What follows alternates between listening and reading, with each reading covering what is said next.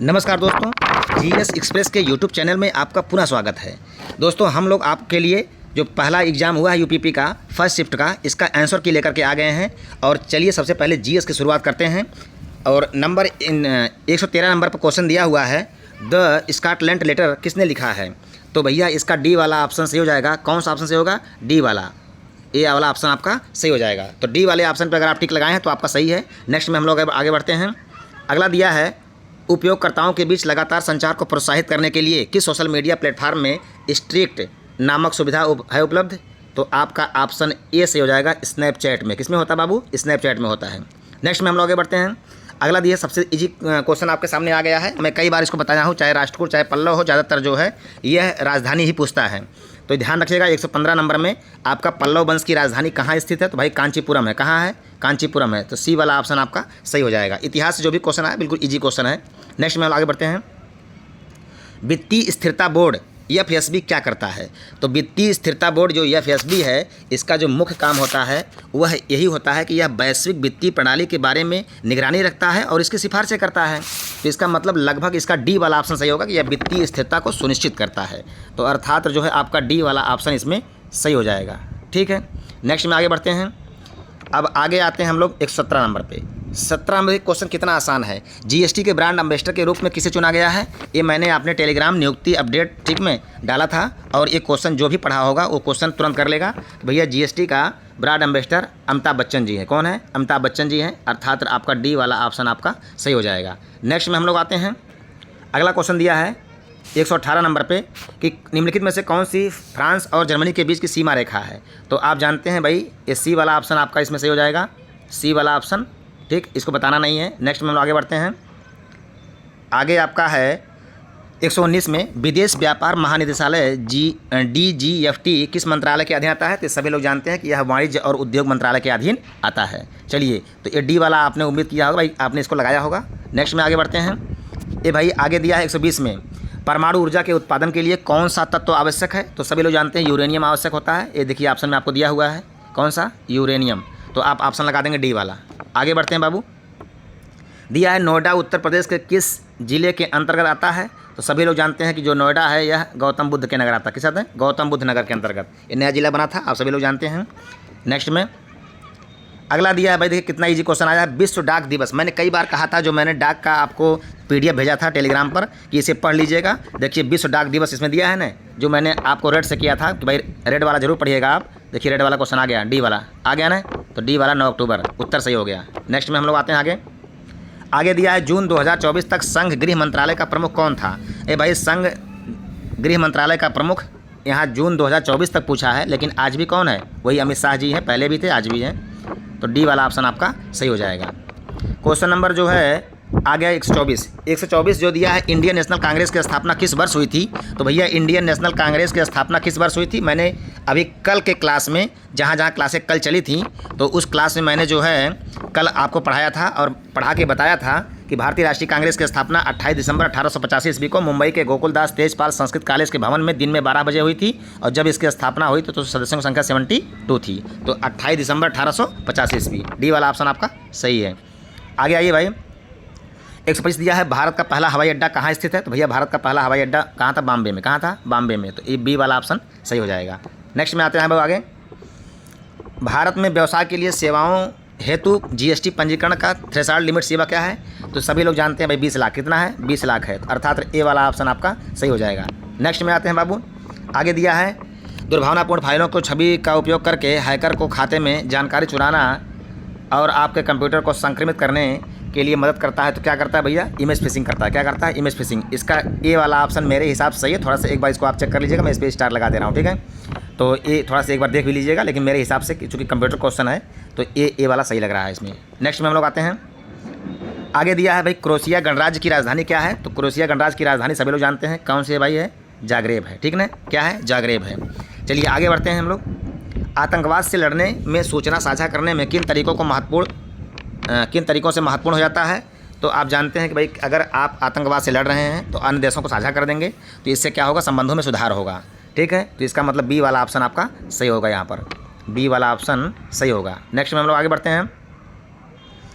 130 number पे आते हैं। भारत के किस पड़ोसी देश को थंडर ड्रैगन भूमि कहा जाता है? तो भैया भूटान कहा जाता है। किसे कहा जाता है? भूटान को। देखिए बहुत इजी क्वेश्चन पूछा है, भूटान को। नेक्स्ट में हम लोग आगे आते हैं। 131 नंबर दिया है, निम्नलिखित में से कौन सा सोशल मीडिया प्लेटफॉर्म नहीं है? देखिए अभी इससे आसान क्वेश्चन क्या आएगा, आप जानते हैं भाई, ठीक, सोशल मीडिया लोग इंस्टा पे बातें करते हैं, है ना, ट्विटर पे बातें करते हैं, और उसके बाद फेसबुक पे बातें करते हैं। एक गूगल ही ऐसा है जिस पे बातें नहीं होती हैं आपकी, ठीक। तो ये आपका बाबू बी वाला सही हो जाएगा। नेक्स्ट हम लोग आगे बढ़ते हैं। आगे दिया है कि निम्नलिखित में से किस प्रकार का प्रदूषण जो है यह संवर्धन यानी कि त्वरित यूट्रिफिकेशन है? तो भाई ये होता है क्या, इसमें तो आपका मृदा दिया है, जल दिया है, ठीक ना, ऊष्मीय प्रभाव दिया है और ध्वनि प्रदूषण दिया है। तो इसमें त्वरित का दिया है तो ये जल हो जाएगा। क्या हो जाएगा? जल। तो इसका मतलब इसमें आपका बी वाला ऑप्शन सही होगा। नेक्स्ट में हम लोग आगे बढ़ते हैं। 1946 के विमुद्रीकरण के दौरान आरबीआई के गवर्नर कौन थे? तो भैया उस समय आरबीआई के गवर्नर कौन थे? तो उस समय आरबीआई गवर्नर थे चिंतामण द्वारकानाथ देशमुख, ठीक है। सी वाला ऑप्शन आपका सही हो जाएगा। नेक्स्ट में आगे बढ़ते हैं। देखिए ये क्वेश्चन बहुत इजी है, मैंने कई बार बताया था, कई बार भाग से क्वेश्चन आते हैं, चाहे भाग, ठीक, आपका नागरिकता पढ़िएगा तो भी भाग 2, और मूल अधिकार पढ़िएगा भाग 3, राज्य के नीति से तत्व भाग 4। तो इस तरह से आपको देखिए भाग 4 पूछ दिया है कि भारतीय संविधान का कौन सा ये है, तो ये 4 नंबर, क्या है भाई? 4 नंबर, भाग 4 है। तो ये वाला ऑप्शन सही दिया है यहाँ पर, ठीक है। नेक्स्ट में आगे बढ़ते हैं। ये क्वेश्चन कई बार मैंने बताया है, इस पर आप गौर करिएगा कि भाई 4 नंबर में एकदम क्रम से भाग पूछता है। आगे दिया है पुस्तक ए लाइफ मिस स्पेंट किसके द्वारा लिखी गई है? तो ये भैया सूर्य कुमार त्रिपाठी यानी सूर्यकांत त्रिपाठी निराला द्वारा लिखी गई है। यानी कौन सही है आपका? बी वाला ऑप्शन सही है, बी वाला ऑप्शन आपका सही है। चलिए आगे बढ़ते हैं 36 में। आसमान के नीलेपन का मुख्य कारण क्या है भाई? तो ये वायु के अणुओं द्वारा प्रकाश का जो प्रकीर्णन होता है, ये सही है, अर्थात आपका बी वाला ऑप्शन, सॉरी ए वाला ऑप्शन सही है, ठीक। ए वाला ऑप्शन ध्यान रखिएगा, ए वाला ऑप्शन, ठीक ना, ए वाला। चलिए ए का हम टिक लगा दे रहे हैं, सही है। चलिए आगे आते हैं। रमन सुब्बाराव हाल ही में जिनका निधन हो गया है, किस खेल से जुड़े थे? ये सभी लोग जानते हो, जो खेल से जुड़े होंगे ये सब जानते हैं, क्रिकेट संबंधित है, ठीक है। नेक्स्ट में अगला दिया है भैया 138 में, प्रायद्वीपीय भारत की सबसे लंबी नदी का नाम क्या है? बहुत ईजी क्वेश्चन है, ये गोदावरी है। कौन सी भैया? गोदावरी है। कुछ क्वेश्चन कॉमन होते हैं जिसको आपको पढ़ना जरूरी होता है। नेक्स्ट में आगे बढ़ते हैं। आगे दिया है NHRC का पूर्ण रूप क्या है? तो भैया यहाँ पर ध्यान रखिएगा, नेशनल ह्यूमन राइट्स कमीशन। क्या है? नेशनल ह्यूमन राइट्स कमीशन, अर्थात सी वाला ऑप्शन आपका सही है मेरे यार, ठीक है। यहाँ पर ध्यान रखिएगा, सी वाला ऑप्शन आपका सही है। चलिए कौन सा ऑप्शन सही भाई? सी वाला। चलिए आगे बढ़ते हैं। 140 में दिया है कि 1985 में कौन सा अंतर्राष्ट्रीय वर्ष घोषित किया गया था? तो बाबू अंतर्राष्ट्रीय वर्ष कौन सा था घोषित? युवा, ठीक ना, डी वाला ऑप्शन आपका सही होगा। कौन सा होगा? युवा। तो आप यहाँ कर सकते हैं कि डी वाला ऑप्शन सही हो जाएगा, युवा। नेक्स्ट में हम लोग आते हैं। अनुसंधान विधियाँ उत्तरदायित्वों की प्रक्रियाओं के आधार पर गहन अध्ययन और आगे की जांच पूछताछ करने में सहायता करती हैं। तो यहाँ पर ध्यान रखिएगा, मिश्रित जो होती है उसमें गुणात्मक और मात्रात्मक दोनों आ जाता है, इसलिए हमें, ठीक है, सबसे ज़्यादा सही जो है यह ए वाली ही लग रही है, मिश्रित अर्थव्यवस्था, क्योंकि मिश्रित में जो है गुणात्मक और मात्रात्मक दोनों आ जाते हैं, और यही जो है सबसे जो है सटीक पड़ती है। तो इसलिए ध्यान रखिएगा, इसका ए वाला ऑप्शन सही हो सकता है। लेकिन इस क्वेश्चन पे भी हम स्टार लगा दे रहे हैं, एक बार आप भी चेक कर लीजिएगा, क्योंकि 1-2 क्वेश्चन जो है ऐसे मैंने स्टार लगाए, एक पहले लगाया, एक इसमें लगा रहा हूँ बस।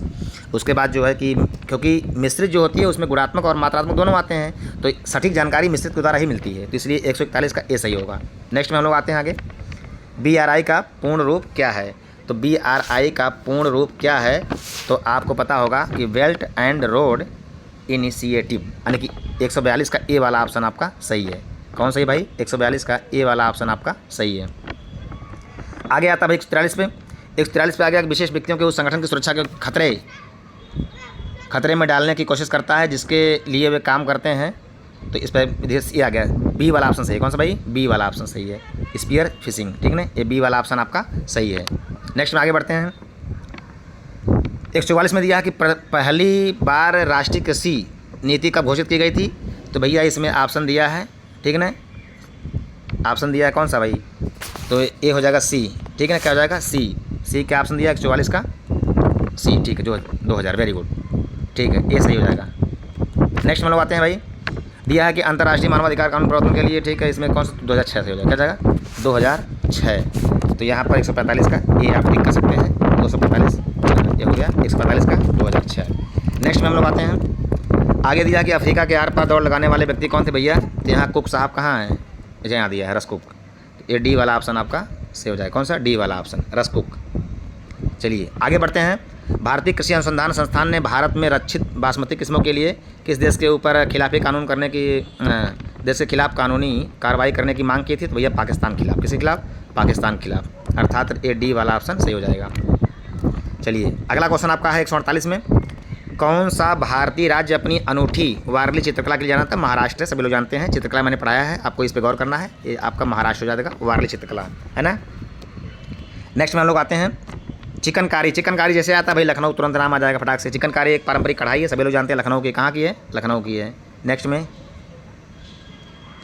अगला आ गया महासागरीय अम्लीकरण का प्राथमिक कारण क्या है? तो इस समुद्री जल द्वारा जो CO2 का अवशोषण होता है, जो मानव CO2 निकालता है, जब ये समुद्री जल द्वारा अवशोषण होता है तो यही सबसे ज़्यादा अम्लीकरण का प्राथमिक कारण होता है, अर्थात ये वाला ऑप्शन आपका सही हो जाएगा। तो आपने इस प्रकार से जीएस के टोटल क्वेश्चनों को हल कर लिया है। सिर्फ मैंने 2 क्वेश्चन पर टिक मार्क लगाया है, बाकी सभी क्वेश्चन के उत्तर सटीक मैंने बताया है। इसलिए आप ठीक है, अगर मेरे चैनल पर नए हैं तो इसको आप जो है सब्सक्राइब कर लीजिए, और इससे जुड़े हुए सारे मुद्दे आपको मिलते रहेंगे। जितना भी मेरा नोट्स है सब मेरे इसी टेलीग्राम चैनल पर जीएस एक्सप्रेस स्पेस देकर अजय सर कर देगा, तो क्वेश्चन आपको मिल जाएगा। और बहुत सारी चीज़ें जो है इस पर PDF मिलेगी, बहुत सारे ठीक है प्रैक्टिस सेट मिलेंगे, इसे आप ज्वाइन कर सकते हैं। बाकी इसके लिए धन्यवाद। अब नेक्स्ट वीडियो में हम तुरंत आपके लिए उपस्थित होंगे। जय हिंद, जय भारत।